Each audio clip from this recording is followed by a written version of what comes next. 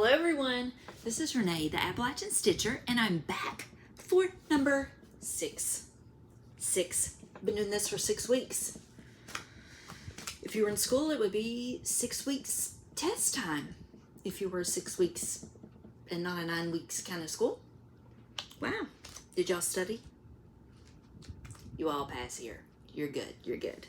And hopefully I would get at least an A for effort. I don't know what I would make for my actual grade, but we'll go with A for effort, you know, right? Let's hop right in. I only had one whip for the week, and it was this one, the Garden Glade. I didn't get to stitch as much as I'd have liked. Carriage House Samplings, the Garden Glade. If you'll remember last time, you know, I don't do the names at the bottom, and it's pretty much full coverage, and I was starting to outline some of the animals and fill in because we had Stitchy group on Saturday. Didn't get to go. Migraine, y'all, allergies, weather changes, migraine was triggered, and I was so disappointed because I miss my girls. Hi girls.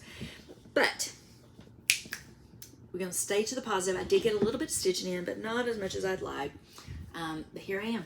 Here we are. So I did fill in the animals. I think that, I don't remember if that one was complete or not, but then I stitched this one and have it complete, and I'm moving on over, which is for reference. Here we go, here we go. There's an animal, there's an animal, there's an animal. So I'm starting to move over that way. I'd like to, like I said, do this full coveragey part first. I don't mind full coverage. By the way, this is on 40 count antique white Zweigart and DMC threads. And I love DMC threads. I think, you know, we're all about the overdyed, and I love overdyed too. But just something about good old DMC and that solid, saturated color that it appeals to me. I like it. So anyway, this is what I worked on. One whip, 1 week, and I'm getting there. Getting somewhere. And what's funny about having one whip of the week, I don't know if you guys do book a days. I do book a days. Brenda and the Serial Starter, Brenda and Laura, they do it. They sticker it up. Steph does it and does all her stickers. Liz Matthews, all the, you know, Flosstube people, a lot of them do book a days. And this is by Needlework Press. I hadn't done it before, so I decided to do it this year. And so I went ahead and took a little time to decorate before. So I got January through September already like stickered up, and all I have to do is write down each day what I stitch. So I thought I'd give you a quick little flip through. I made little tabs because I'm kind of a nerd that way. I like to organize. That's just teacher in me, whatever. Don't judge, y'all, don't judge. This might not be your thing. That's fine. However you like to keep track, or if you don't, it's fun. Whatever is fun for you, right? So I thought I'd give you a little sneak peek. I just took some of my scrapbook and stuff. I loved a scrapbook back in the day. Wasn't that great at it, but I had the supplies, don't we all? We accumulate everything. So I like the stickers. I like the markers. I always have, like that kind of thing. So I just kind of went the scrapbooky, more, the tackier the better, y'all. This is not for pretty pages. This is just like, throw it out there. February, covered up, stickered it up, wrote down what I was doing. Here's March. I just kind of, April, and just good old May. Some flowers. So, as you'll see, it's like Garden Glade, Garden Glade, Garden Glade, didn't stitch, didn't stitch, didn't stitch. So it's easy to fill out your book when you just have one whip going at a time, which I kind of like too. You get to see some progress. I like to focus in on things, and I was feeling Garden Glade, so that's what I went with. It's also one of my Whip Go Whoop Go numbers this month. So win-win, right? I have a little bit of haul that I want to show you. And we'll start with the charts. Barefoot needle art. Guys, if you haven't if you guys go to Myrtle Beach for vacations, I know it's a popular spot, or just doesn't even have to be vacation, just if you go in the area. Barefoot Needle Art is I'll say a newer shop. They have been, I don't know how long they've been. I think it was I went, they first opened in August because it was around my birthday, and I went to the beach for my birthday, and we camped in the RV, and I got to see the shop, and it has expanded, y'all. If you want to watch progress, like as they expand their rooms, they're doing a stitchy room, and like they're getting all kinds of threads, and they're carrying all this stuff now. I mean, their inventory has just gone through the roof. Great shop, great people. Amy Memory, hello. And they also have last February is where I went to the retreat. They're having one in October, and then hopefully they're gonna have, you know, a couple a year. So if you're interested in that, go check them out. But anyway, they had this, and when I saw it, Teresa Kogut, y'all, Teresa Kogut, and With Thy Needle, everything that they put out, I am just loving. They need to stop it, and I need to stop, but just one more, right? I'm wrong, it's 3 more, but this is it. This is Broad Stripes and Bright Stars by Teresa Kogut. Look at the patriotic, look at the ribbon, look at the houses, look at the people. They're my people. I like to stitch. Love it. Oh, they're so cute. And this is like a book. It's pretty to look at. Has beautiful, like, I'll show you some of how she displays her. Oh, so pretty. Anyway, got that in the mail. And then I'd been keeping my eye on this one for a while. Keeper of the Pens with a needle and thread. I've been wanting this a while, and every time I see it, it's out, and I just happened to be on 1 2 3 Stitch and saw it, and it was in stock, and it was on sale, and I said yes please. So there's that one. It has the tomatoes, has the bird, anything stitching related I love. So I like all of them. I think I will do most of these except for maybe the alphabet. Not crazy about alphabets, even though, you know, I was a teacher. Alphabets still, I'm like, Anyway, there's that one. And that one couldn't travel alone, so then we have Needleworker. Little House Needleworks. I love Little House Needleworks. This one up here is Little House Beatitudes. I have another chart I want to show you that's kind of, the theme of this one is kind of family. I have a story to tell you about family and how families are growing, how my family's growing. Here's the chart about family. I want to do this one, and I think it's so, because it has similar houses and stuff, I think those would be good little companion, which hang side by side. But I just love it. And the willows, I just love it. There's so many things I love. Speaking of love, let's get to family. So I've been thinking a lot about family lately. I guess the Mother's Day, and like working on the Mother's Day, you know, got me thinking about my grandparents and, you know, family. And back in March, I guess it was, my mother, who is one of 10 kids, yes, you heard that correctly, one of 10 kids. Dad is one of 5. So I have a large family, lots of cousins, lots of aunts and uncles. And we found out in March that my mom has another brother, a half brother, a half sibling. And he took 23andMe. So it was like a DNA, and, you know, it matched with one of my mom's cousins, and then got in contact with them. Well, he came down to visit my mom's and her sisters, and went and visited them. So they got to meet their brother that they didn't know they had, and it was like the best. They had the best time. I think both sides. I would imagine that my new uncle would have been a little, I don't know, I would have been nervous myself, just being like, you know, because I'm around strangers, I'm a little awkward anyway, but they just, I guess, had a blast. And you can, like in the pictures, he even looks like, you can see the family resemblance. So that's been kind of fun. Like having a new uncle I didn't even know I had. And he's the baby, so my aunt who is the baby girl, who's been the baby for all of her years, and now she's not the baby, but she's a baby girl. They had fun, you know, teasing each other about being the baby and that kind of thing. So I missed out on that, but they had a great time. And it just got me to thinking about how lucky, well, I'm very lucky and fortunate to have a big family and a close-knit family. And that just, I don't know, it was on my heart about family. So yay, family. And then I started thinking about family traditions and about things that we pass on, you know, or how people might remember you. This is getting a little melancholy, isn't it? Anyway, let me show you something fun.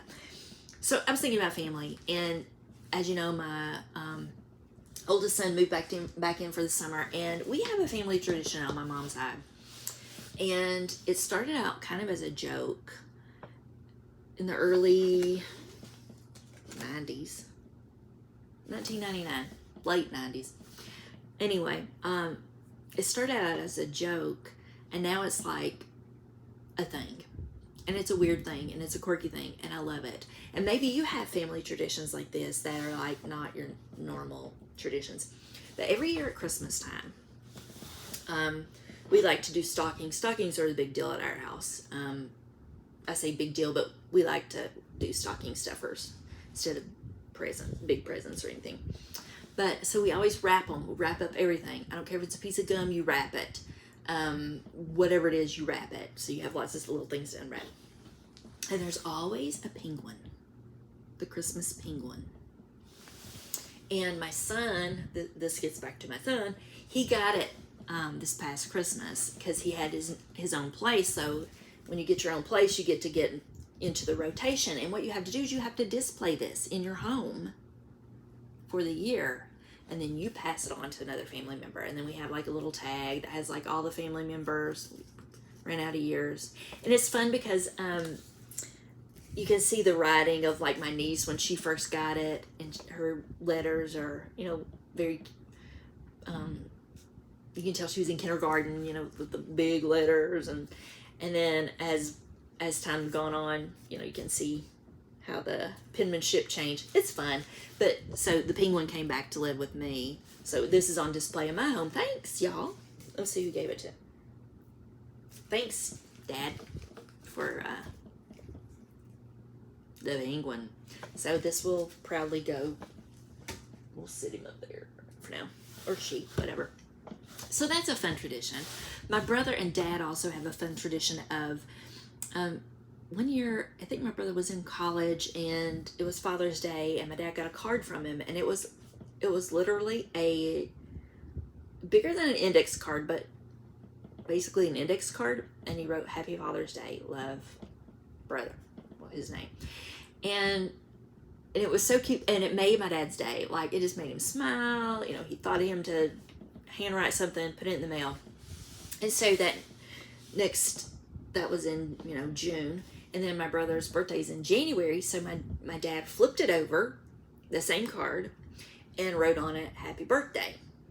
And he sends it to my brother for his birthday. My brother keeps it, and then sends that same card back to my dad for Father's Day. And they have the dates, and that's been a tradition for them, back and forth and back and forth. And they keep it on the refrigerator. So we have a lot of quirky little keep it, pass it going on. But I think it's kind of neat. It's a them thing, but it's kind of fun to, when I go to my mom's and I see Dad's cards up there, so he'll be getting it soon. And I started thinking about crafting and quilting and family and memories and that kind of thing, and that got me thinking about my grandparents. And I told you before, my mom's mom was a crafter. She did some embroidery, she did hand quilting, she did ceramics, she had a group of friends, and they would get together and do their thing, which is so cool to me. And I guess I got that gene because I love crafting with my friends too. That's one of my favorites. It's like one of the highlights is get to go with the girls, sit with the girls, talk about cross stitch, talk about all the things. And some of my friends are also really great quilters. Some are newbie quilters and some are great quilters. So it got me looking at the quilts. And my grandmother, the one that was crafty, I got this one out.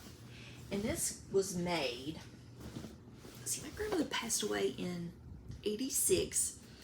And this was a quilt she was working on for my mother. It's probably about a full size. It's a little longer than wide. It's an awkward size, but anyway, it's a beautiful quilt with all the colors, but it's hand done.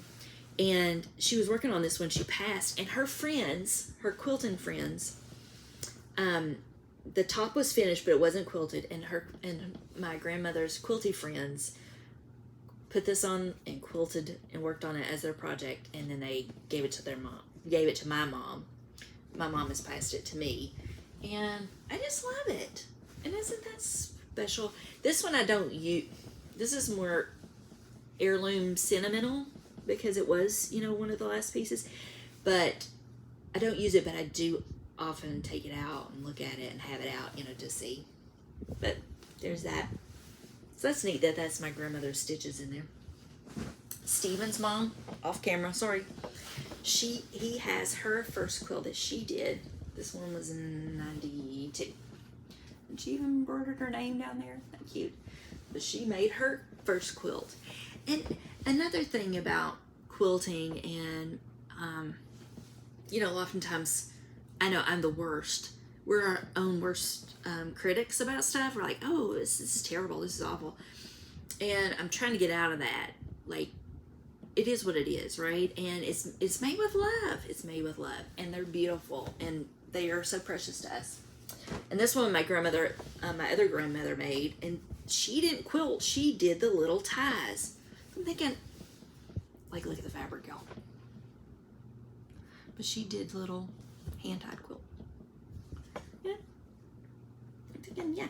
So this is, getting these things out has made me, I have made a few quilts, and I have a few quilts, and I'm going to show you, and you can giggle, because I won't know if you laugh and roll your eyes and say, why is she showing this? I won't know. I'm in my own little bubble, and it doesn't bother me. I'm going to move again. Ready, go. But when my niece, I've made one nephew one. I did a lot of little crafty things for them, crocheted and stuff, and I made a baby quilt. That was my first quilt. I don't have a picture of it, I don't think, but I sewed. I don't do it by hand. I do it by machine, and I cannot sew straight to save my life. I can't cut straight to save my life. I can't sew straight to save my life. And when I taught, I couldn't write on the board straight to save my life. Something about, I just can't walk a straight line. I don't go. Anywho, this was one that I made, and it's just a bunch of jelly rolls that you stitch together. But from way back here, it's like, wow, it's impressive. And then you get way up close, y'all. There's some crooked lines up in there. I mean, really crooked lines. And because I can't sew a straight line, I was like missing on the bind. So, buddy, I just zigzagged that thing down. And I love it. I love it. And I think if, that maybe my family will think of me whenever I'm gone and be like, look at these crooked stitches. But she made it with love, and that they'll love it. Here was another one. I got a jelly roll kick. This one was Dr. Seuss. I thought that might be cute for a grandkid. And then little dots on the back. I love polka dots.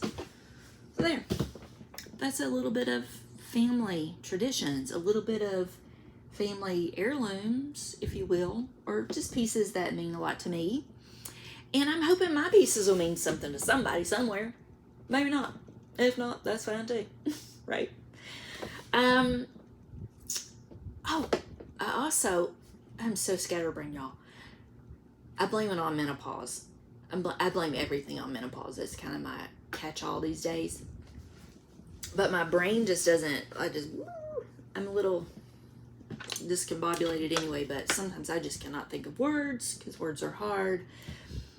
I've taped this once before because I had to pause so many times. It was kind of embarrassing. But, anywho, did I show you the bargain barn?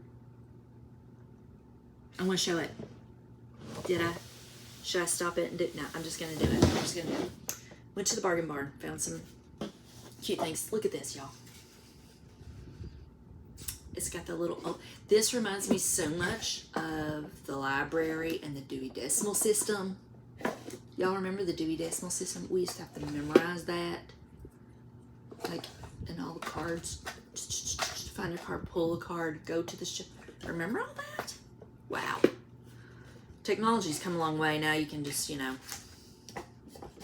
get it on Kindle or get it from your library and rent it. But anyway, I love that. So I just have little bits and bobs in there. Like I said, I have little spools that are odd to handle, maybe like some threaders, little beads, little buttons. Anyway, it's a cute little catch-all. And it has the little side that I can put my put my patterns I was going to show you, put them there so I can look at them there. And it just sits up here to the side very loudly. Apparently, sorry y'all. Hope you didn't have earbuds in or you are doing that. The next thing I did, or I had, okay, water break, sorry.